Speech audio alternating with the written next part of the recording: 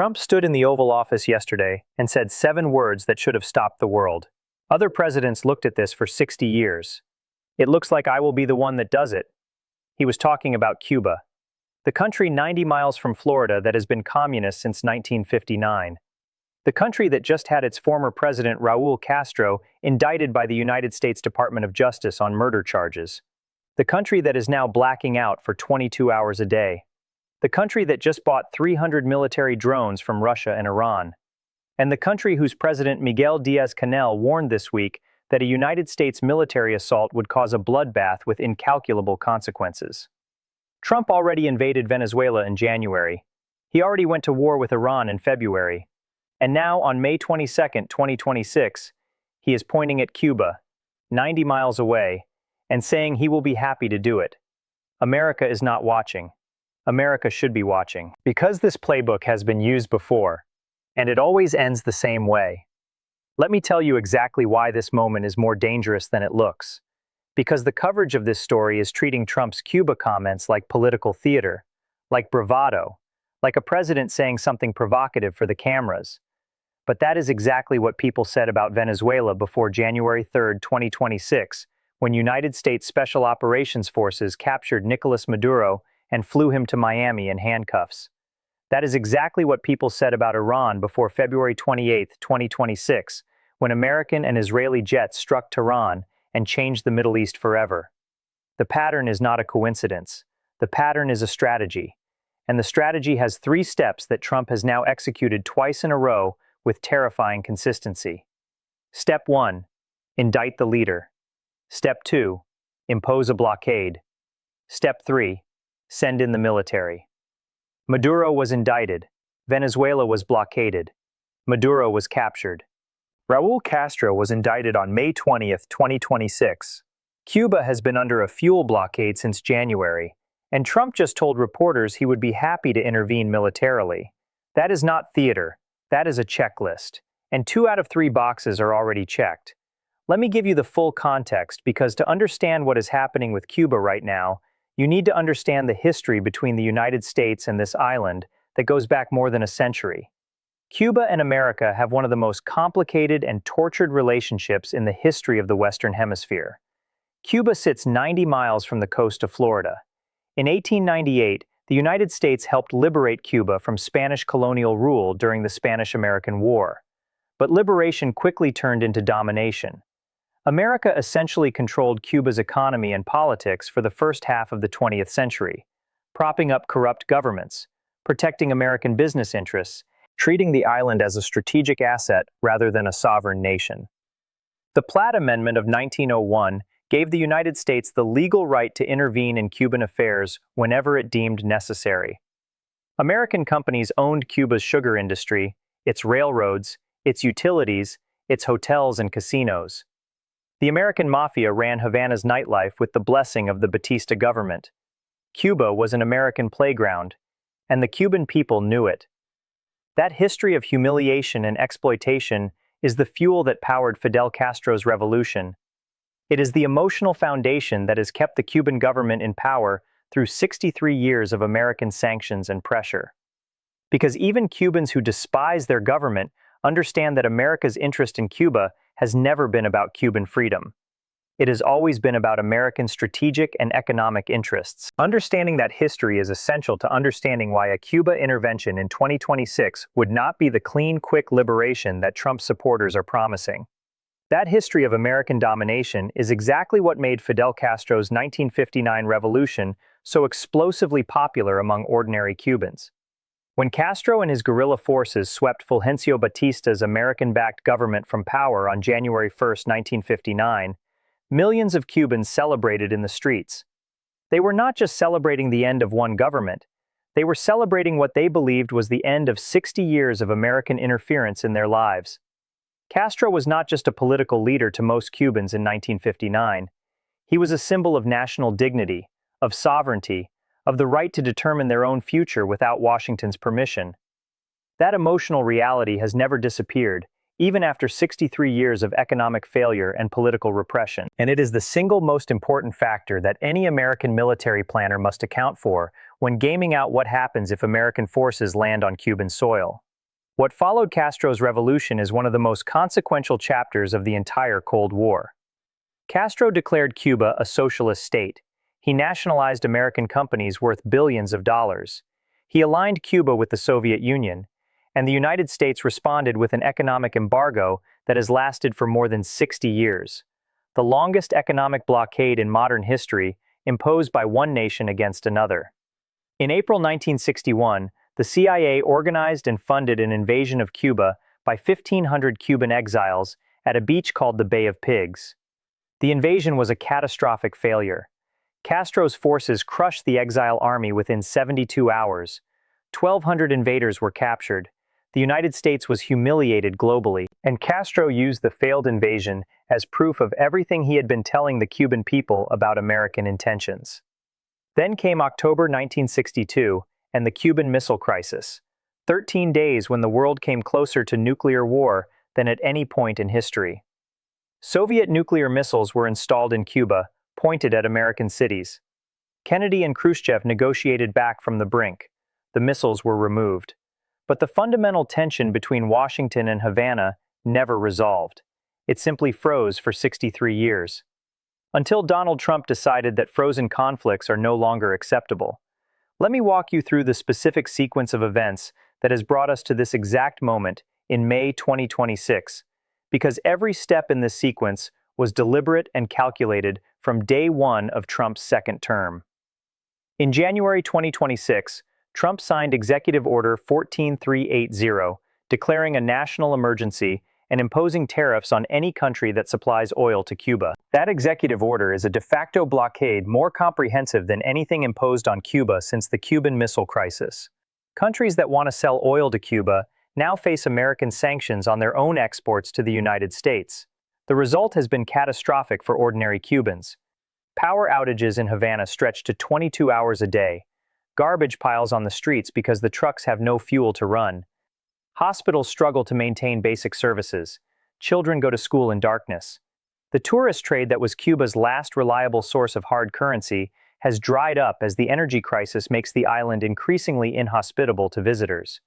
Food shortages have intensified as agricultural production collapses without fuel for farm machinery.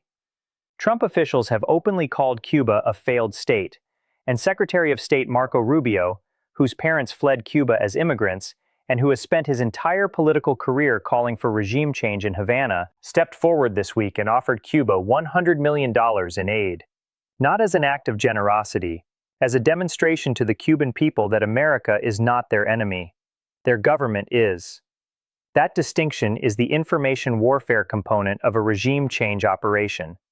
It is designed to separate the Cuban population from their government psychologically before any military action begins. Then on May 20, 2026, the Department of Justice unsealed a criminal indictment against Raul Castro. This is the moment that changed everything. Raul Castro is 94 years old. He has not been seen in public in Cuba since earlier this month. He is the former president of Cuba, the man who governed the island for nearly a decade after Fidel Castro's health declined, and the former head of Cuba's military for decades before that.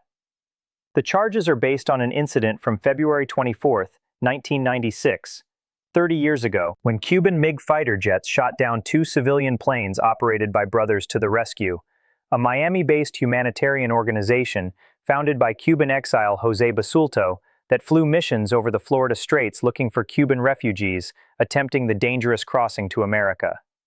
4 people were killed in that shootdown. 3 were American citizens. 1 was an American permanent resident. Their names were Armando Alejandre Jr., Carlos Costa, Mario de la Peña, and Pablo Morales. They were not soldiers. They were volunteers. They were humanitarians. And they were shot out of the sky by Cuban MiG jets on the direct order of the man who was then Cuba's defense minister. American prosecutors allege that man was Raul Castro. Acting Attorney General Todd Blanche announced the indictment on May 20, 2026, 30 years and 3 months after the shootdown. Cuban President Miguel Díaz-Canel responded immediately on X, posting that May 20th in Cuban history signified intervention, interference, dispossession, frustration. He said Cuba has the absolute and legitimate right to defend itself against a military assault. He warned that any assault would cause a bloodbath with incalculable consequences. Now here is the detail that makes this indictment so historically significant and so strategically alarming when you understand the context. When the Trump administration indicted Nicolas Maduro of Venezuela on drug trafficking charges, it took years before the actual military operation happened. But when it did happen, on January 3, 2026, United States Special Operations Forces went into Venezuela and captured Maduro. The indictment was the legal framework that made the capture operation politically and legally defensible. It gave the United States a formal judicial justification for a military action that would otherwise have been considered an unprovoked act of war against a sovereign nation. The Cuba indictment of Raul Castro follows exactly the same template, with the same logic and the same intended endpoint. You establish the legal case, you build the moral argument, you prepare domestic political opinion, and then when the moment is right, you move. Cuban officials saw this coming months before it happened. A source familiar with internal Cuban government discussions told journalists before the indictment was even announced that Cuban officials viewed an indictment as setting the stage for a military intervention. They were not being paranoid. They had watched what happened to Maduro. They knew the playbook. They just could not stop it from being used against them. Let me also explain the role of Marco Rubio in this story, because his personal investment in Cuban regime change is a critical factor that most analysis completely underweights. Rubio's parents, Mario and Oriales Rubio, fled Cuba and came to America as immigrants in 1956, before Castro's revolution, seeking economic opportunity. They raised their son Marco in Miami, surrounded by the Cuban exile community, a community defined by the memory of everything that was lost when Castro took power: property, businesses, way of life, homeland.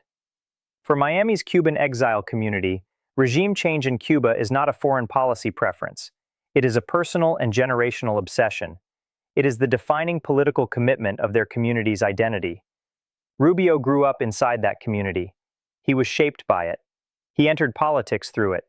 And he has spent his entire career as a senator, and now as Secretary of State, pushing for exactly the outcome that now appears to be within reach. When Rubio stepped forward this week and recorded a video message addressed directly to the Cuban people, offering $100 million in aid, speaking directly to them in Spanish, that was not routine diplomacy. That was a man who has been waiting his entire adult life for this moment, telling the Cuban people that their liberation is coming. The emotional and personal stakes for Rubio in the Cuba story are unlike anything else in American foreign policy today. And Rubio is the second most powerful person in Trump's foreign policy apparatus. His influence on the Cuba decision cannot be overstated. Now let me talk about Cuba's military capabilities in detail, because if Trump does order an intervention, this is what American forces would actually be walking into. And it is fundamentally different from Venezuela. It is different from Iran. Cuba is not a pushover, and anyone who tells you otherwise is either ignorant of military history or deliberately misleading you. Cuba's Revolutionary Armed Forces, known by their Spanish acronym FAR, have approximately 50,000 active duty personnel. Cuba's reserve and territorial militia forces add hundreds of thousands more. That sounds manageable compared to the American military's 2 million active duty and reserve personnel, but raw numbers are not the relevant metric. The relevant metric is what kind of war Cuba would fight and how costly that war would be in American lives and American treasure. Cuba's entire military doctrine since 1959 has been built around one scenario: resisting an American invasion. The doctrine is called the War of All the People, Guerra de todo el pueblo. It was formalized by Raul Castro himself in the 1980s after watching American military power evolve following the Vietnam War. The doctrine accepts that Cuba cannot defeat American conventional military power in open battle. It does not try to. Instead, it plans to disperse military assets throughout the civilian population, turn every town and city into a defended position, activate civilian militias, and make the cost of occupation so high in American blood and American money that the political will to continue the operation collapses. This is exactly the strategy that has made occupations catastrophically expensive throughout modern military history. From Vietnam to Iraq to Afghanistan, America wins the invasion in days or weeks. America loses the occupation over years. Cuba has been planning for that occupation phase for 65 years. Every military commander on the island has trained for it. Every militia unit has drilled for it. Every weapons cache has been positioned for it. Cuba also has 300 military drones sourced from Russia and Iran, according to senior American intelligence officials who spoke to journalists in recent weeks. These are not consumer drones. These are military-grade unmanned aerial vehicles of the type that Russia and Iran have used extensively in combat since 2022. Iranian Shahed 136 loitering munitions, the same drones that devastated Ukrainian infrastructure, have been supplied to Cuba, according to intelligence assessments. Russia has provided additional drone systems. These weapons give Cuba an asymmetric capability to strike American naval vessels operating in the Florida Straits, American military installations in Florida itself, and American forces attempting a beach landing or airborne assault. The image of Iranian-designed drones striking American ships 90 miles from Miami is not science fiction. It is a documented military capability that Cuba is currently acquiring and deploying. Cuba's air defense systems are aging Soviet-era equipment. Most are short-range or shoulder-launched missiles, rather than large advanced surface-to-air systems. But they are distributed across the entire island and integrated with the civilian population in ways that make surgical airstrikes against them extremely difficult without causing significant civilian casualties. And civilian casualties in a Cuba intervention would immediately become the dominant narrative in Latin America, Europe, and among the global South, making it politically catastrophic for America's international standing at the exact moment when Trump is trying to rebuild relationships with allies strained by the Iran war. Senator Lindsey Graham went on a Sunday political program this week and declared, "Cuba's next. They're going to fall. This communist dictatorship in Cuba, their days are numbered." Republican Congressman Carlos Jimenez, who was born in Cuba, posted on social media that the regime in Cuba must be destroyed and relegated to the dustbin of history. Republican Congresswomen Maria Elvira Salazar and Nicole Maliotakis sent a letter to Trump earlier this year demanding that the administration indict Raul Castro. They got exactly what they asked for. The political pressure inside the Republican Party for action against Cuba is now at its highest point in 60 years. Florida's Cuban-American voting community, one of the most disciplined and politically influential ethnic blocs in American politics, delivered Florida to Trump in 2024 by the largest margin in decades. They are now calling in that political debt. And Trump, who has demonstrated twice in 2026 that he responds to political pressure from his base with dramatic military action, is standing in the Oval Office saying he will be happy to do it. But here is the brutal strategic reality that the cheerleaders for Cuba intervention are not telling the American public. The United States military is not in a position to conduct a third simultaneous major military operation without catastrophic consequences for its broader strategic posture. America is still fighting a war in Iran that began on February 28th. That war has depleted precision-guided munitions stockpiles. It has stretched naval assets across the Persian Gulf. It has consumed planning and intelligence resources at the Pentagon. Adding a Cuba operation to that already stretched military capacity is not just logistically challenging, it is strategically reckless. And the international dimension makes it even more dangerous. Unlike Venezuela, Cuba has active and documented military partnerships with Russia and China that give any American intervention global significance far beyond the Caribbean. Russia has military advisors and intelligence personnel in Cuba. China has operated an intelligence gathering facility on Cuban soil for years, monitoring American military communications and satellite operations from an island 90 miles from the American coast. A United States military intervention in Cuba would not just be a Caribbean operation, it would be a direct and humiliating provocation to both Moscow and Beijing at the exact moment when Trump is trying to manage Putin through Beijing and stabilize the US-China relationship after the summit. Putin left Beijing this week having reaffirmed China's unlimited partnership with Russia. Xi signed a declaration calling for a multipolar world order, and now America is talking about a military intervention against one of Russia and China's closest partners in the Western Hemisphere. The geopolitical timing of a Cuba intervention could not possibly be worse for America's broader strategic position in the great power competition that will define this century. Let me now give you 3 scenarios for where this goes from here, because what happened this week is not the end of the Cuba story. It is the beginning of what could be the most consequential American foreign policy decision since the invasion of Iraq in 2003. Scenario 1 is the pressure campaign succeeds without invasion. The fuel blockade continues tightening, power outages get worse, and push ordinary Cubans to the breaking point. Food shortages intensify to the point of genuine hunger among the Cuban population. The Cuban government begins to fracture internally as mid-level military and security officers calculate that loyalty to Díaz-Canel is no longer worth the personal cost of maintaining a collapsing regime. Defections begin at the mid-level and then cascade upward. Government loses control of the streets in Havana and other major cities as spontaneous protests turn into sustained unrest that security forces cannot contain because they lack the fuel to deploy effectively. The regime collapses from within, without a single American soldier setting foot on Cuban soil. Trump declares a historic victory. Rubio achieves his life's defining political ambition.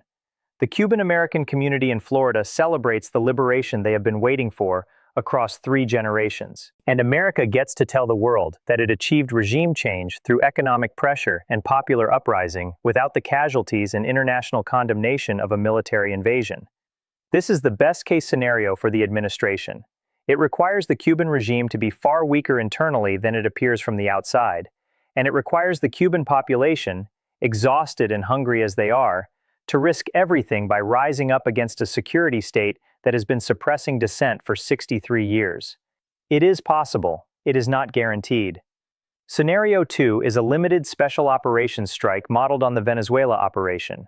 United States intelligence assets identify the location of Díaz-Canel and the top leadership of the Cuban military and security services. A surgical strike conducted by special operations forces in a single night simultaneously captures or neutralizes the key decision-makers of the Cuban government. Díaz-Canel is captured alive and flown to the United States to face charges. The Cuban military command structure is decapitated before it can activate the war of all the people doctrine effectively. Cuban forces, leaderless and confused in the critical first hours, stand down rather than fight a battle they cannot win without central command. A transitional government of Cuban opposition figures and exile community leaders is flown in from Miami within 48 hours. Trump declares liberation within 72 hours.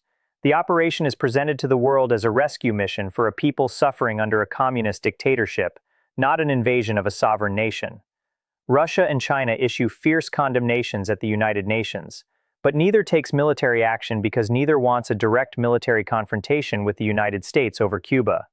The world accepts the fait accompli with varying degrees of outrage. This is the scenario the Trump administration is almost certainly wargaming right now. It requires flawless intelligence.